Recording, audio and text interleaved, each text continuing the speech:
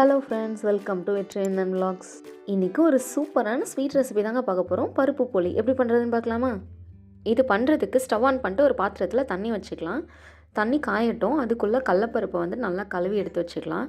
தண்ணி கொதிச்சதும் இந்த கடலப்பருப்பை சேர்த்துக்கலாம். இது நல்லா கொதிக்கட்டும். இந்த ரெசிபியை எங்கள் ஊரில் ஒபட்டுன்னு சொல்லுவாங்க. இந்த ஒரே ரெசிபியை பல விதமாக செய்வாங்க. அதில் என்னோடய ஃபேவரட் தாங்க இது. செம்ம டேஸ்ட்டாக இருக்கும். இந்த பருப்பு வேகிறதுக்குள்ளே மைதா பிசைஞ்சு எடுத்து வச்சிடலாம். இதுதான் பெரிய டாஸ்க்கே. ஒரு பவுலில் மைதா, உப்பு, சோடா, கொஞ்சமாக மஞ்சத்தூள் இதெல்லாம் சேர்த்துட்டு நல்லா அழுத்தம் கொடுத்து பிசைஞ்சுக்கணும். ரொம்ப ஸ்டிக்கியாக ஆகும். அந்த டைமில் ஃபுல்லாக நல்லெண்ணெய் மட்டும்தான் இதில் சேர்க்க போகிறேன் நான். இதனால் அழுத்தி இந்த மாதிரி பிசைஞ்சுக்கோங்க. இப்படி அழுத்தி விட்டுட்டு உள்ளே லைட்டாக நல்லெண்ணெய் சேர்த்துட்டு மறுபடியும் புஷ் பண்ணி பிசையணும். இதுதான் ரொம்ப கஷ்டமாக இருக்கும் இதில். இந்த மாவு நம்ம எந்த அளவுக்கு பிசைகிறோமோ அந்த அளவுக்கு தாங்க போலி ரொம்ப டேஸ்ட்டாக வரும்.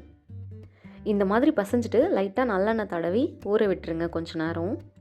இந்த மாவில் நிறைய எண்ணெய் யூஸ் பண்ணுற மாதிரி தாங்க இருக்கும், பட் டேஸ்ட்டாக இருக்கும்.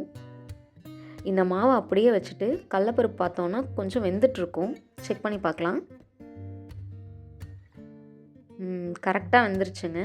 குக்கரில் கூட வேக வைக்கலாம். நான் பாத்திரத்தில் தான் வேக வச்சுருக்கேன். ஸோ அப்போ தான் நமக்கு தெரியும் எவ்வளோ வெந்திருக்கு அப்படின்ட்டு. இந்த தண்ணியை நல்லா வடித்து எடுத்து வச்சுக்கிறேன். இந்த தண்ணியில் பருப்பு ரசம் வச்சிங்கன்னா டேஸ்ட் சூப்பராக இருக்கும். இப்போது ஒரு பேனில் 2 கப் வெல்லம் எடுத்திருக்கேன். இது கூட கொஞ்சமாக தண்ணி சேர்த்துட்டு கரையிற அளவுக்கு கொதிக்க வச்சுக்கலாம். ரொம்ப பதம்லாம் இதுக்கு தேவை கிடையாது.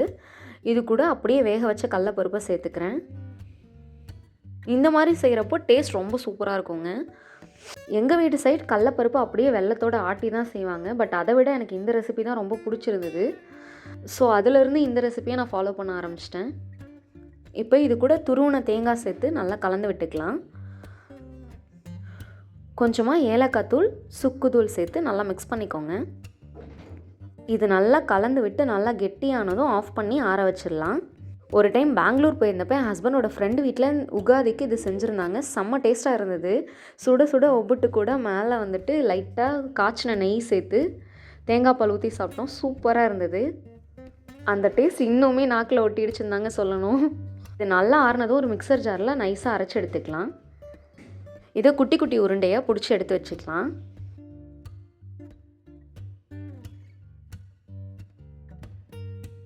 இப்போது மைதாவும் ஊறிடுச்சு. இந்த சமயத்தில் குட்டி குட்டியாக இதையும் பால் மாதிரி பிடிச்சிட்டு நல்லா தட்டி விட்டு நான் செய்கிற மாதிரி அப்படியே பண்ணிக்கோங்க.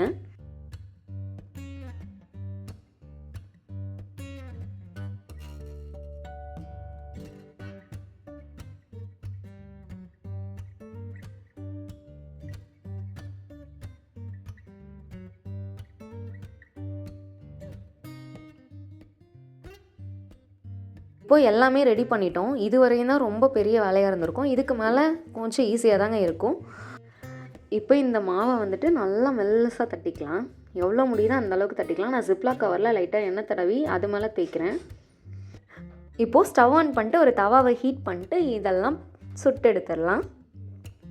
இது சுடுறதுக்கு நான் நெய் தாங்க யூஸ் பண்ணியிருக்கேன். எண்ணெய் எதுவும் சேர்க்கலை. ஆல்ரெடி மாவில் நிறைய எண்ணெய் சேர்த்ததுனால நான் இதில் நெய் சேர்த்துருக்கேன். டேஸ்ட் நல்லாயிருக்கும். அவ்வளோதான், சூப்பராக ரெடி ஆகிடுச்சு.